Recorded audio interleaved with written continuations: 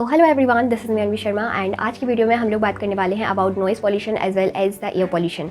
हम दिल्ली की बात करते हैं तो दिवाली के टाइम पे ज़्यादातर देखा जाता है कि दिल्ली का पॉल्यूशन बहुत ज़्यादा बढ़ जाता है। इसमें बहुत सारे रीजंस भी निकल के आते हैं, बट स्पेशली दिवाली पे ये बहुत ज़्यादा देखने को मिलता है और इवन इन विंटर्स ये आपको बहुत ज़्यादा देखने को मिलता है। साथ ही जब हम नॉइज़ पॉल्यूशन की बात करते हैं तो इसका जो हब माना जाता है वो लखनऊ को माना जाता है। जब हम एयर पॉल्यूशन की बात करते हैं तो दैट इज़ दिल्ली, और जब हम लखनऊ की बात करते हैं तो that is the main centre of noise pollution. पर यहाँ पे हम स्पेसिफिकली एयर पॉल्यूशन की बात करने वाले हैं कि जब पुरानी सरकार रहती थी, जब आपकी सरकार रहती थी, तो वहाँ पे आपका जो AQI निकल के आता था वो 500-600 के करीब देखा जाता था। वहीं जब बीजेपी गवर्नमेंट देखने को मिलती है तो आज के टाइम पे देखा जाता है कि दिल्ली का AQI 200 निकल के आया है। तो यहाँ पे क्या ये पॉलिटिक्स का गेम है या फिर एक्चुअल इसमें काम किया गया है? तो द हिंदू में एक आर्टिकल निकल के आया है जिसमें इन्होंने ये बताया है कि किस तरीके से आपके एयर और नॉइस के जो डेटा रहते हैं उनको मैनिपुलेट कर दिया जाता है। यानी कि जो एक्चुअल डेटा रहता है वो आपके और हमारे पास पब्लिश ही नहीं होता है। जो एक्चुअल डेटा रहता है वो उसको मैनिपुलेट करके जो डुप्लीकेट डेटा रहता है वो पब्लिक को ट्रांसफर कर दिया जाता है। तो हम इस वीडियो में समझने वाले हैं सबसे पहले कि व्हाट इज़ एयर पॉल्यूशन और एयर पॉल्यूशन दिल्ली में कहाँ कहाँ से आता है। तो एयर पॉल्यूशन का मतलब होता है कि आपके जो छोटे छोटे डस्ट पार्टिकल्स रहते हैं जो एयर के एरिया से अनदर एरिया में ट्रांसफर हो जाते हैं, these particles are called the air pollution. तो वहीं जब हम दूसरी बात करते हैं कि दिल्ली में मेन कॉज क्या है एयर पॉल्यूशन का, तो सबसे पहले तो हम बात करते हैं हमारे व्हीकल की, यानी कि जो ग्रीन हाउस गैसेस रहती हैं वो एक इम्पॉर्टेंट रोल प्ले करती हैं हमारे एयर पॉल्यूशन में। ग्रीन हाउस गैसेस जैसे कि NO2 हो गया और SO2 हो गया, ये गैसेस जो रहती हैं मेनली आपके व्हीकल से निकल के आती हैं। यानी कि जो भी आपके सड़क पे बाइक्स, कार वगैरह चलती हैं उनके थ्रू जो भी एमिशन होता है, जो भी पॉल्यूशन होता है, these gases known as the NO2 and the SO2, यानी कि ग्रीन हाउस गैसेस। फिर इसके बाद हम सेकेंडली बात करते हैं स्टबल बर्निंग की, यानी कि जो आपका पैडी कल्टिवेशन किया जाता है उसके बाद उसका जो रेस्ट पीस मिलता है जिसको रेसिड्यू कहा जाता है उसको जला दिया जाता है, क्योंकि दूसरी फसल उगानी पड़ती है इसीलिए उसको जला दिया जाता है।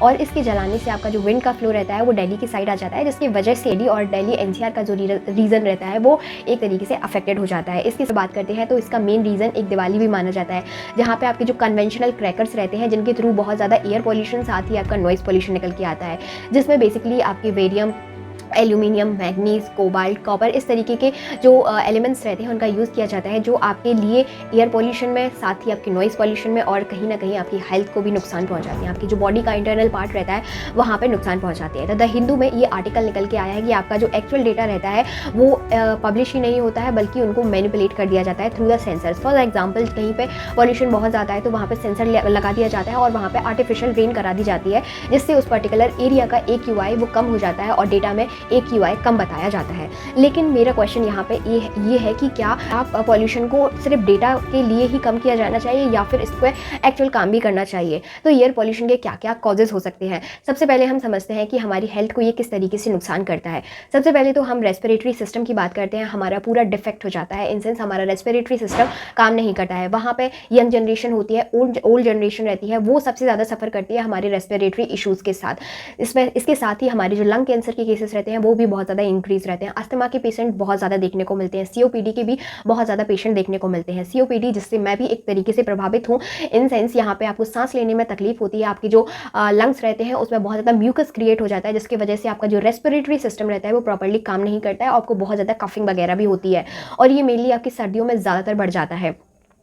ये जो चीज़ें रहती है जैसे आपकी डस्टिंग हो गई, एलर्जिक जो भी चीज़ें हो गई, तो इससे आपको बहुत ज़्यादा प्रिवेंट करके चलना पड़ता है। कोई भी पब्लिक प्लेस रहता है वहाँ पे मास्क वेयर करके चलना पड़ता है। तो इतने सारे जो कॉजेज़ निकल के आते हैं फ्रॉम द एयर पॉल्यूशन के, एक इंसान को अगर उसको ये बीमारी हो जाती है तो कितना ज़्यादा सफ़र करना पड़ता है। साथ ही जब हम और ज़्यादा डीप जाते हैं तो आपके इंटरनल बॉडी पार्ट्स रहते हैं, फॉर एग्जाम्पल आपके लंग्स को एक तरीके से डिफेक्ट कर देता है, लंग कैंसर जैसी समस्याएं भी पैदा कर देता है, आपके हार्ट में जो ब्लड सर्कुलेशन रहता है उसको बहुत ज़्यादा डिफेक्ट करता है, और साथ ही आपकी एक बीमारी से कितनी हजार गुना ज़्यादा बीमारी निकलती है। But the question is this कि क्या सिर्फ डेटा को मैनिपुलेट करना ही टारगेट है या फिर उस पर एक्चुअल काम करना है?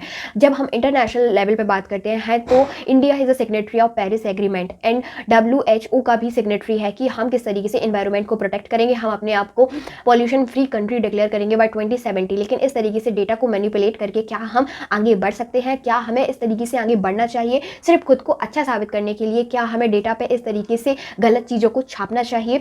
But this question for the government as well, और जो भी ये इस तरीके से काम कर रहे हैं इस टाइम पे, this question is for all who are working in the current government. फिर इसके बाद हम जब रूल्स एंड रेगुलेशन की बात करते हैं तो हमारे यहाँ पे जब नॉइस पॉल्यूशन की बात की जाती है तो इसका जो रूल्स एंड रेगुलेशन है वो बहुत ही ज़्यादा आउटडेटेड है, यानी कि 2000 का नियम हम आज 2025 में लागू करके चलते हैं और उसी के जो रूल्स रहते हैं उनको फॉलो करते हैं। तो इसको भी हमें एक तरीके से चेंज करके एक नया जो पार्लियामेंट्री एक्ट रहता है उसको पास कराना चाहिए, और नए तरीके से जो आपके एयर पॉल्यूशन के और जो आपके नॉइस पॉल्यूशन और जितने भी आपके पॉल्यूशन से रिलेटेड प्रॉब्लम्स रहती हैं उनके लिए एक प्रॉपर डिसीजन की ज़रूरत पड़ जाती है। साथ ही हम अपने फंडामेंटल राइट्स की भी बात करते हैं। इसमें आपका आर्टिकल 19 और 21 भी रिलेट करता है।